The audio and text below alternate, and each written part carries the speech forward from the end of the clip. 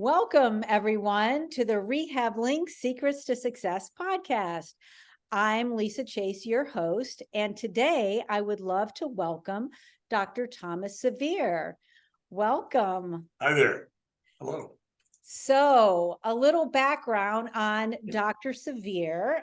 So he is the medical director for Performance Dynamics, and I met him. I don't even know how many years ago it was, but I was thinking about this. It was at an APTA private practice conference where you were speaking about, you were speaking to physical therapists about ASTEM. And I had heard about this ASTEM and I was like, is it electrical stimulation? Like, what exactly is it?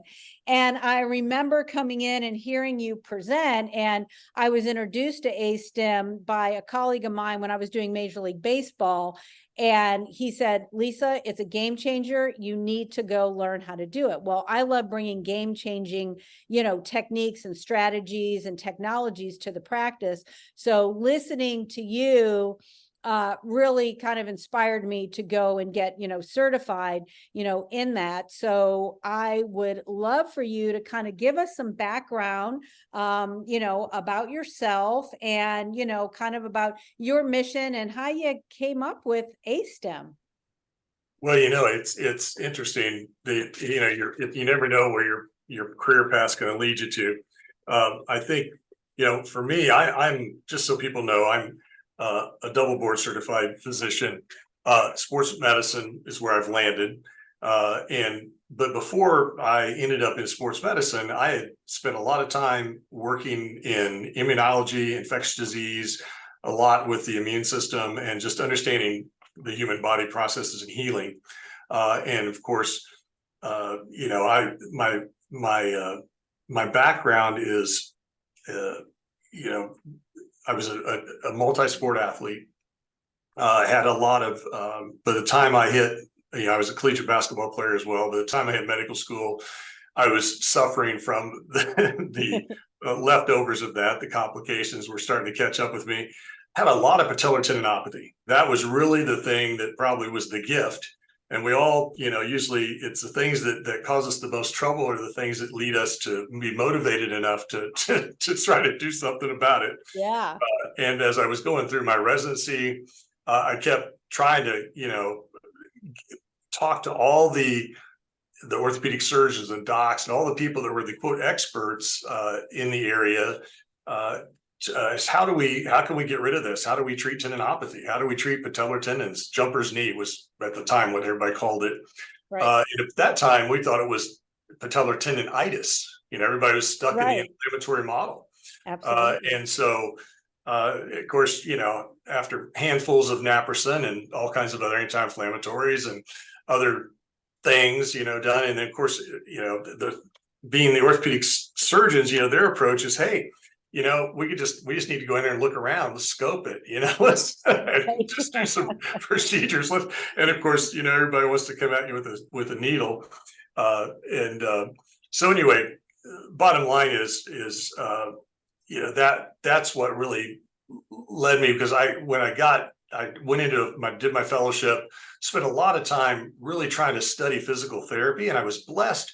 I got exposed to a fellow by the name of Sam Kagris out of University of Indianapolis, who was a guru in therapy. And I got to spend a half a day a week with Sam for 2 years. And from a physician perspective, that really opened my eyes, because we don't get any training in physical therapy in medical school or in residency. I mean, therapy is just something we send things to, and it's a black box, and patients go in and then they come out the other side and hopefully they're better, but we don't really know what happens, and which is sad. But anyway, Sam really taught me about therapy, and he was big. He was actually trained he actually got some exposure to celiacs. When he was that generation.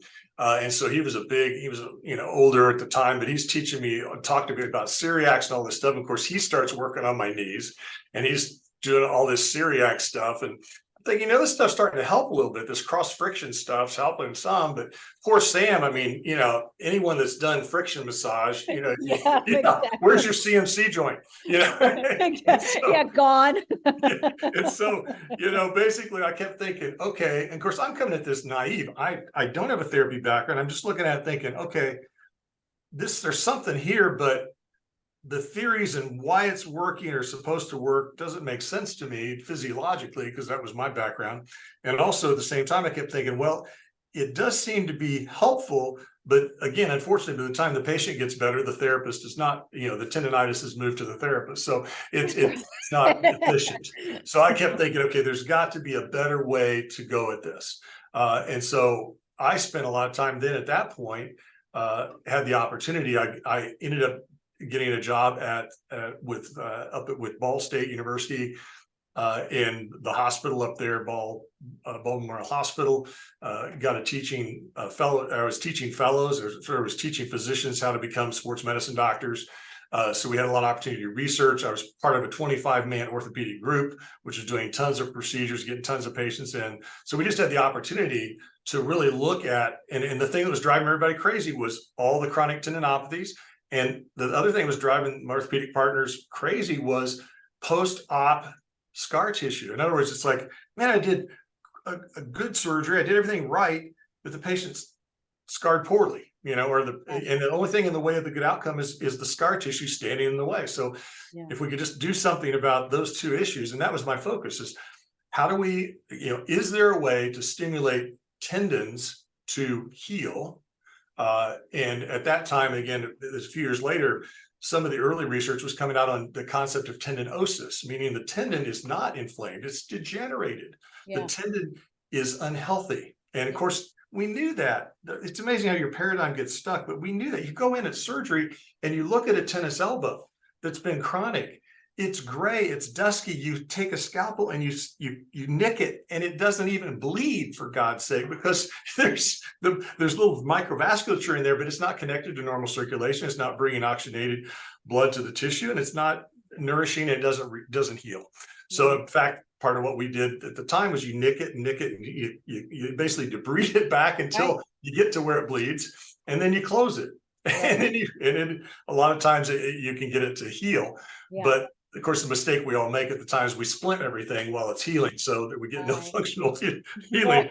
But that's a tip. Creates more scar tissue. And that's that. Of course, I spent my whole career making sure, trying to help my orthopedic colleagues understand you cannot splint something. Everybody wants to. We do our surgery. Okay, I fixed it. Now don't touch it.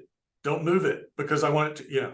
But it's like, if you don't move it, use it, and put it through proper loading while it's healing, of course, you don't get quality healing. And that's why there's so much recurrence, or we get poor outcomes with some of these procedures. But as we incorporate more of these better techniques with rehabilitation, of course, that is the answer. But going off on these tangents, bottom line, went into the lab, spent, probably 8 years before we really were able to figure out how to stimulate these abnormal tendons to regenerate. And we did a lot of work with rats, a lot of rat Achilles tendons with tendinopathy. And we finally were able to figure out a protocol to stimulate these things to regenerate using a manual approach.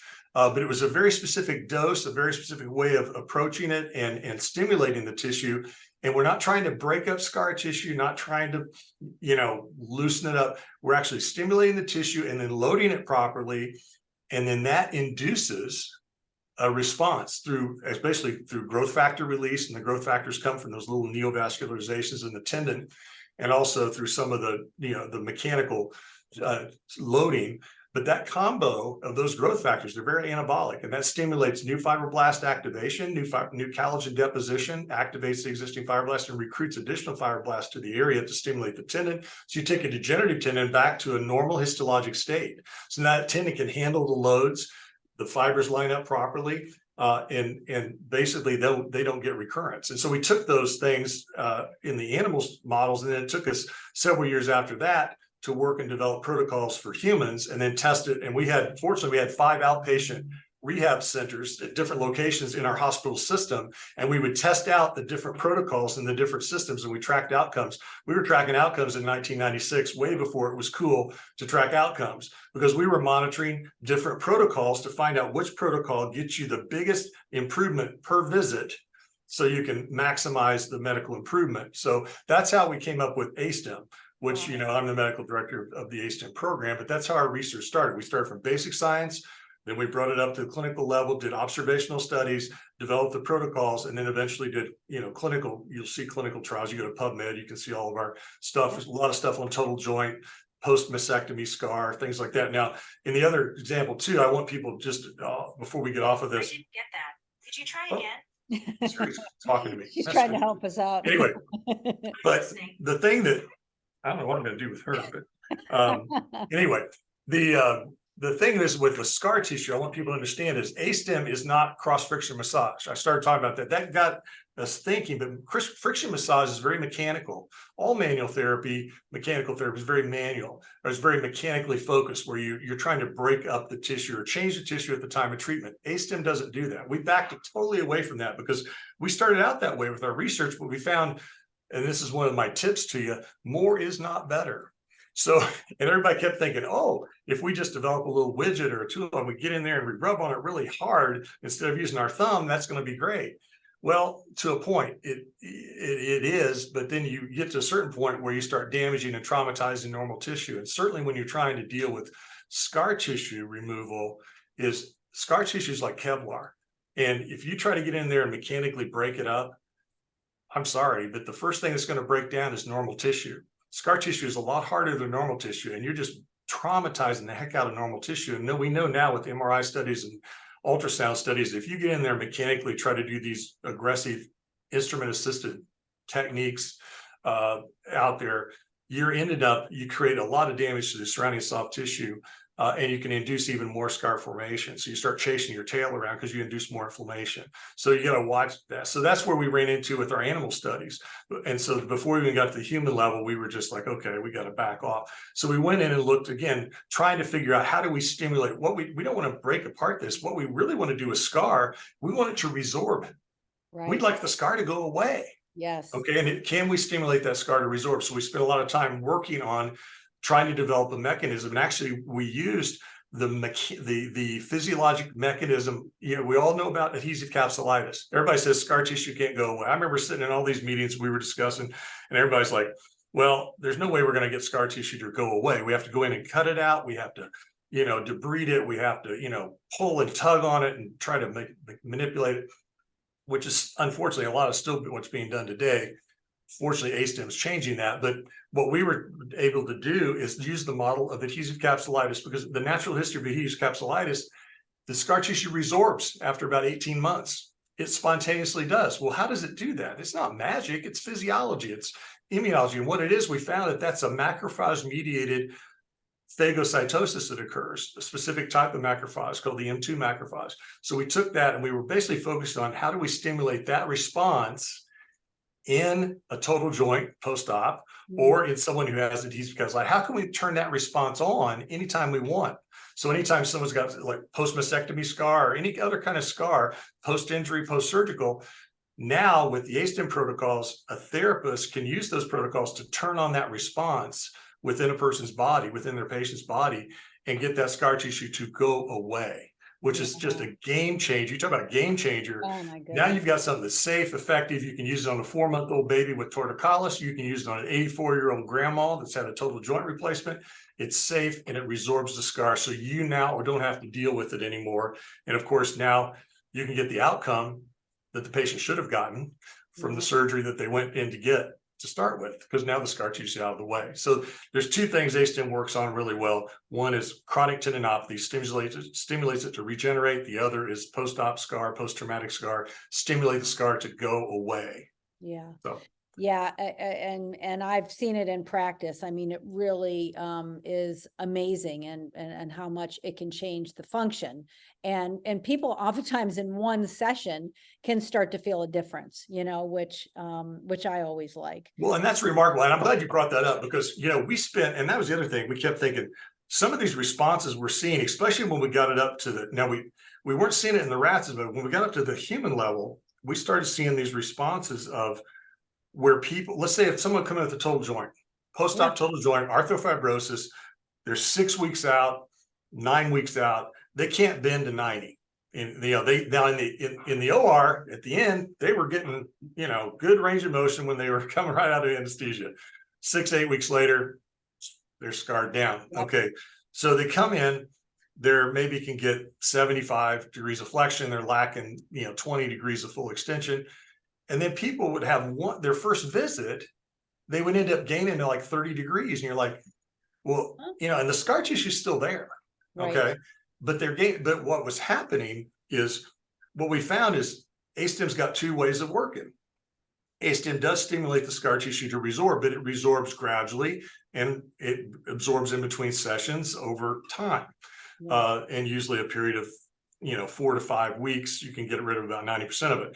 But that initial thing you see from the time when a patient walks in the door, you treat them and then you test them again right afterwards.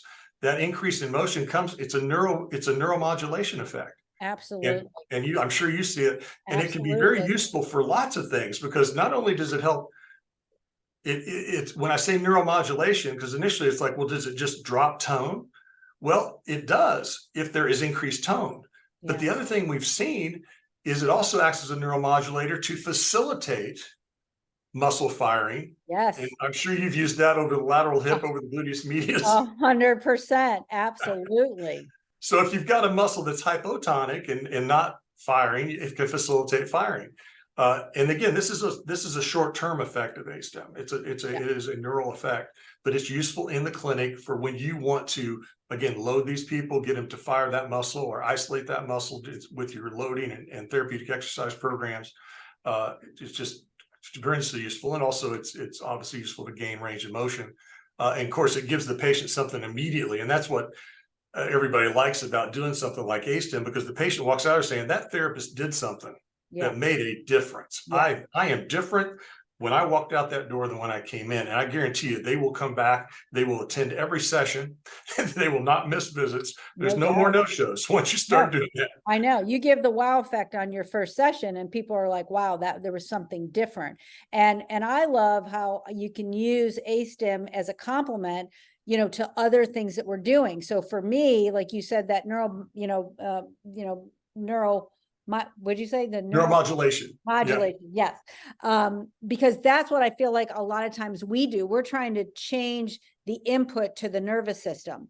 So sometimes I will dry needle and then I will do my ASTEM, do the whole entire extremity. And then I do the newbie, which is a technology that we've talked about in a couple past podcasts. So it just is reintegrating everything. And you can do that in one session and the impact is just crazy. Yeah, and it's nice that I think that's the thing that what's great about ASTEM is it was developed by a multidisciplinary group of people. Yes. It was developed by physicians, some surgeons, some non-surgeons, lots of physical therapists. I mean, a lot of input from therapists, biomechanists, exercise physiologists. I mean, we had a very diverse group. And that's the reason we came up with it. I mean, because everyone's got their blinders on. Everybody's got is limited by I remember one of my mentors used to say, hey, you only know what you know. And the other problem is you don't know what you don't know. That's right. So you're sort of stuck in the middle, but when you get a lot of different diverse backgrounds and perspectives, that's when great things happen. And I think ASTEM lays down really nicely on top of outpatient rehabilitation because it was designed by outpatient physical therapists to do that and integrate into the hospital physical therapy outpatient center that we had. And so and like what you're saying is it's synergistic. It doesn't replace necessarily everything. For certain things, ASTEM is going to, if you have a chronic tendinopathy in the extremities, ASTEM is going to be the thing that's going to change everything.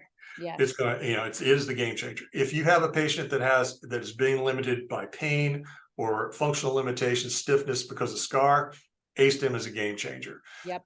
If you have other things, and I always talk about like the axial skeleton with the spine and with more of these complex kinds of things, then I think ASTEM's a nice adjunct. Yes. And there's other things you got to bring to the table there, but it's going to make your life a lot easier. For example, if you love to do joint moves, you want to do ASTEM first. Yes. Take advantage of that neuromodulation that drops Yes. tone, and all of a sudden everything just goes into place. Yeah, makes it makes your life as a therapist a lot easier. And it saves your thumbs. Yeah. So which is awesome. A lot of good stuff there, but it's just like anything else. We're just all learning as we go. And, and again, we're evolving ASTEM. We're on our 4th generation of ASTEM at this point, compared to how we used to do it when we first started 20 years ago. I mean, it just continues to evolve. And again, we didn't even understand fully these neuromodulation issues until probably maybe 8 years ago. 10 years ago at the most. We started incorporating that in some of the neuro protocols, and it's been very, very helpful for so many things. And especially like in pediatrics, we didn't even think about that, but it's having an effect on kids with cerebral palsy. Oh, wow. And I mean, it's remarkable to see what you can do. People have had strokes, getting them to come back and get them to reconnect and actually reactivate some neural pathways. So there's a lot of things happening with ASTEM now that it's getting out there in other people's hands, and people like you, Lisa, who are innovators, integrators, creators, people that are looking at all these different things, putting it together. And again, you can end up doing things for patients that people just didn't think was possible. And it's exciting. Yeah. Well, that's great. Well, you've already given us one great tip, which is more is not better. Right? Well, that's true. I love that. And that is so true. So how about 2 more tips that you have felt, both as an orthopedic surgeon with ASTEM, just in your career, that you have seen that helps get the best outcomes? Well, I'll tell you, and of course, I'll speak from physician perspective. And you guys know this, but I'll just say it. Physicians are just so much into spot treatment. In other words, if you come in with a tennis elbow, we're going to find that little spot that hurts. We're going to take a needle and we're going to try to go into that spot that hurts. And we're going to try to treat the spot that hurts. And even if we do surgery, we're going to do surgery on the little spot that hurts. And we forget that there's a whole arm connected to that spot, and I think that the biggest thing is, and you guys know this as therapists, but avoid spot treatment. And I'm always educating the docs and everybody I talk to, but sometimes we can forget too when you're busy in the clinic and you're just patient after patient, but you got to address the kinetic chain. And part of the ASTEM protocols, the protocols are all about addressing not only the spot that, quote, is the primary problem, we think is the primary problem, it also forces you to look at things up and down the chain, and you find all kinds of other things that need to be addressed. And I think part of the reason our outcomes are so good is because we address everything up and down the chain, so that we help the therapists do what they do best, which is reestablish normal movement patterns, because we eliminate all the problems up and down the chain. Because, it's just like if somebody has an Achilles or whatever, they don't show up the first day they had pain or they started limping. They show up 6, 8, 10 weeks later, and even when you have direct access, patients will wait 6, 8 weeks. And if you don't have direct access, the patient will go to the doc, and the doc will get no anti-inflammatories and give them a splint or who knows what. And then you might see them 3 months later, so they've been walking around, limping around, and you've got to eliminate all those pathomechanical issues and all the problems that have occurred because of that, because the body's constantly trying to adapt. So there's all kinds of other areas that need to be cleaned up. So that ASTEM going up and down the leg or up and down the extremity or upper or lower extremity really cleans all that up. So again, avoid spot treatment. And again, along with this, like tip 2.2b instead of 2a, 2b would be you're only as strong as your weakest link. I mean, because again, you can clean up their Achilles or whatever, but if again, they're still weak in their hip or something, they're going to be back, because they're going to compensate, and it's going to lead to the same problem. And again, like I said, therapists know this better than docs, obviously, but I do think sometimes it's awful easy when we're under the pressure nowadays of trying to get so many people through. There's so much pressure.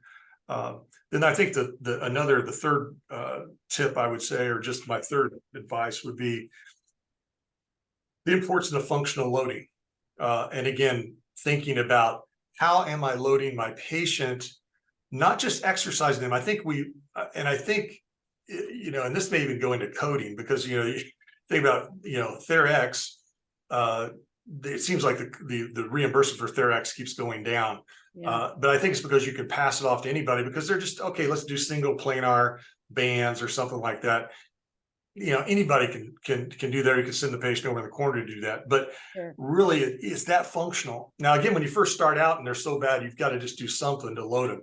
But in general, you should be very quickly, and with all the ASTEM protocols, we push it right into, and because of ASTEM has this ability to stimulate the nervous system and the neuromodulation, you can very quickly get into functional movement patterns. So any of your loadings should be designed to reproduce movements that they are doing that are functional triplanar motions, and your outcomes will go up. I mean, there's no doubt. And you can turn around and bill therapeutic activity for that, which is a much higher code. Yeah. Get credit for what you're doing, and you just have to document, of course, what you're doing and why. But that's really important, I think.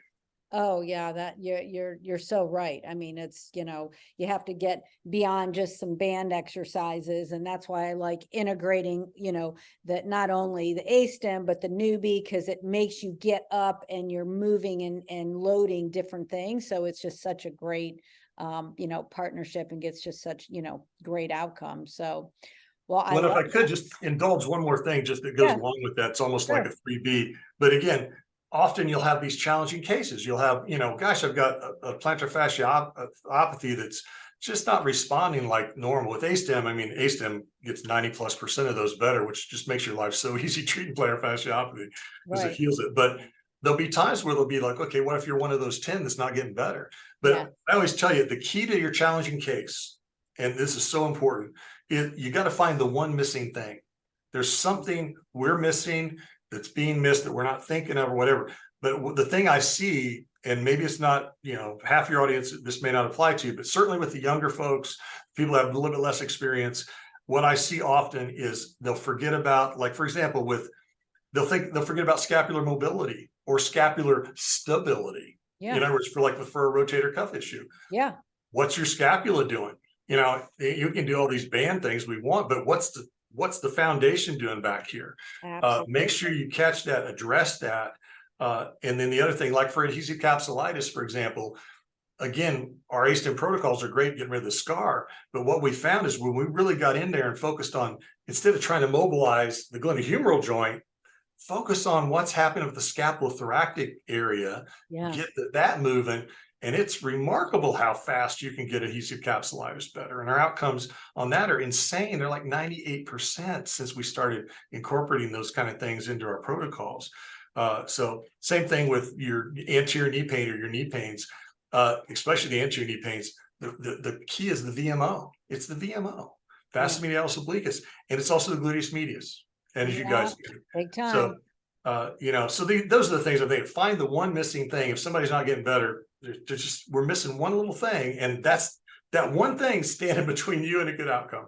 That's a great tip, actually. That's really, really good, because that's something I find that I'm constantly doing, and I don't probably even realize until you verbalized it, but that's it. Like instead of just going, well, I don't know, just keep thinking, keep, ask colleagues, do some research, just, try to figure out, like you said, what is that one thing? And then sometimes, of course, we do need to refer out, and that's where it's great to have a really solid, network of people.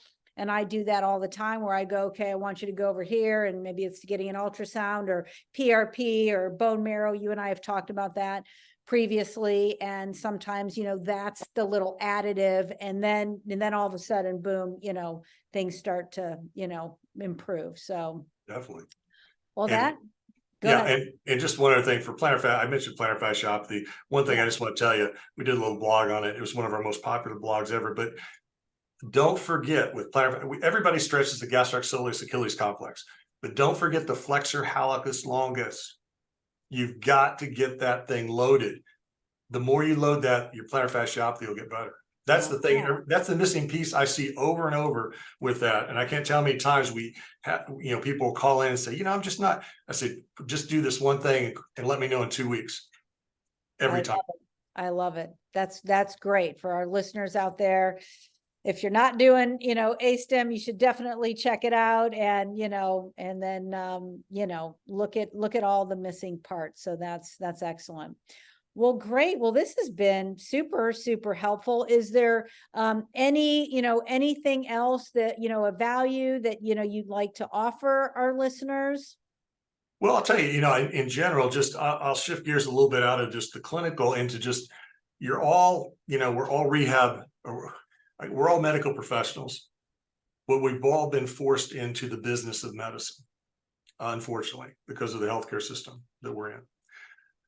And I just want to talk to you about in general, just there's some things you need to do as a therapist and as a provider. You got to differentiate yourself. This is just so you can do well and not just survive the next 5 or 10 years, but thrive.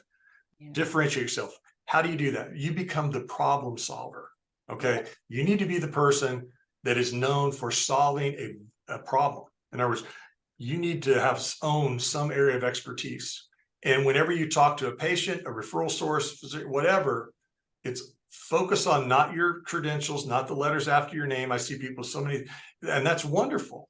But the only people that appreciate that are your colleagues. Patients, referral sources, they don't have a clue what any of that means. What they want to know is what problem can you solve for me or my patient? And you need to focus on that, focus on that, focus on that. Don't focus on your features. Don't focus on how you can do it. Focus on what problem you will solve for them. It'll change everything. I mean, just that one thing, change all of your messaging, just even if it's just you talking to your patients and out, that will change everything. And then the other thing is, second thing is you've got to diversify your revenue streams. Yeah. You've got, third-party payers are never going to pay you what you're worth. And Nope. you guys are worth a heck of a lot more. And I hate to see this thing where it just keeps getting ratcheted down, the lowest common denominator, who will accept the lowest rate. Yeah. And everybody tries to play the volume game to make up for that. Well, it gets to a point where it costs you more to see the patient than you're getting paid. Yeah. So you've got to diversify your revenue streams. Doesn't mean you don't give up third-party payers, but you need to dip your toe in and start building that cash-based private pay revenue and build those clients, and then broaden out your referral base as well. And again, you can do that. Again, something like that. We help people do that with ASTM all the time because people will pay money for that. They'll pay cash for it because it is rejuvenating and it lets them do the things that they love to do again. It gives them their life back. So, there's a lot you can do with that. And you can also develop wellness, clients, because it releases those growth factors into the soft tissue, which is anabolic and rejuvenating. And you get people that are in their 50s can train like they're in their 30s because they're getting that dose of endogenous growth factors all the time from having ASTM done twice a week or what have you. And they'll pay you cash for that. And so there's opportunity there. And then the last thing is everybody's quit wasting money on fads. I have to mention it because I just see things out there where people are doing cupping and everything else. And I don't mean to step on anybody's toes. And I'm not saying cupping is necessarily bad or whatever, but I'm just saying so many people are chasing and buying these different things. And I'm old enough now. I've seen it come and go, come and go, come and go. And every time people go out and get these things, and I don't know whether it's an Ultra G or whatever, and I don't mean to pick on anybody in particular, but you're spending a lot of money to attract a very narrow and fickle patient population that tends to go on to the next thing. About the time you've bought what you think they want, they're on to the next thing. So just be careful with that, because in this day and age, you really need to think about return on investment, and you want to invest in things that are going to get you that return. And so you want to invest in things that are science-backed, that are proven, that are going to be there and be helpful to you on a 50% or 70% of the patients that walk in the door. And you want something that's proven, that's going to stand the test of time, that's going to reflect well upon your reputation and on your practice, something you could be proud to be associated with, and something that's hopefully going to help you get more patients. So anyway, and then the last thing would be just, if anybody wants or is interested in ASTM, the nice thing is now we have you can get certified in ASTM online. That was one of the gifts of the pandemic. You can get live courses, we can come to you can go to a live course, but we've had over about 200 people now go through the online certification, and it's available. Just go to astem.com and you can register and you get certified at your own pace. Same great course, but it fits your schedule. You don't have to be out of the clinic. You can schedule your labs at different times. And it not only is it on demand, you can take on demand, but then you'll eventually get to a point where there's interactive labs where you'll learn the protocols and then actually demonstrate the protocols with a one-on-one session like we're having right now, where you have a master clinician someone at the level of like Lisa here that's going to work with you and help you get through the protocols and make sure you pass and can do them, so that now you can go out and get the same outcomes that our research says you're going to get when you go through. So it's just, you get personal feedback. It's just a time for questions and answers, and everybody's loving that course. And the outcomes that we're seeing, we track outcomes on everybody. The people going through the online course are getting the same outcomes as the people doing the live course. And the advantage is you get to do it at your own pace, and it's not like drinking from the fire hose, which a live course, you got to learn it all in a weekend. With this Yeah, way, it's a lot. That's how I took it. it. Absolutely. Well, this has been so great, and I've learned several new things that I didn't know, either about you or, about the process of developing ASTEM. I can certainly say it's been a game changer for my practice. So thank you for inventing and coming up with all the protocols. I really appreciate it. Also appreciate your time and sharing your knowledge and, information for our audience. And hopefully they found it helpful. And they can find you, I'll put it in the show notes, but astem.com. Yeah. Right? It's ASTYM. So it sounds like ASTYM. it's AS, like you made the joke about the East End. Yeah, It's exactly.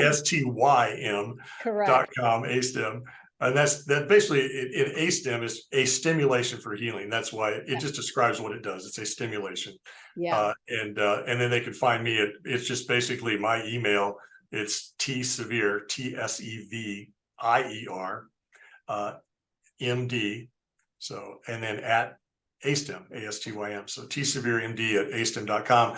I answer emails from all over. We've trained lots of providers all over the country, and I help organize with the clinical team, answering clinical questions that people have, and we advise people if they're having clinical dilemmas or if there's some kind of comorbidity they're dealing with, or some kind of complex case post-op or whatever. We're here for that, and we'll give feedback, and either I'll email or call or set up a time to talk. So glad that's what we're here for. That's my job.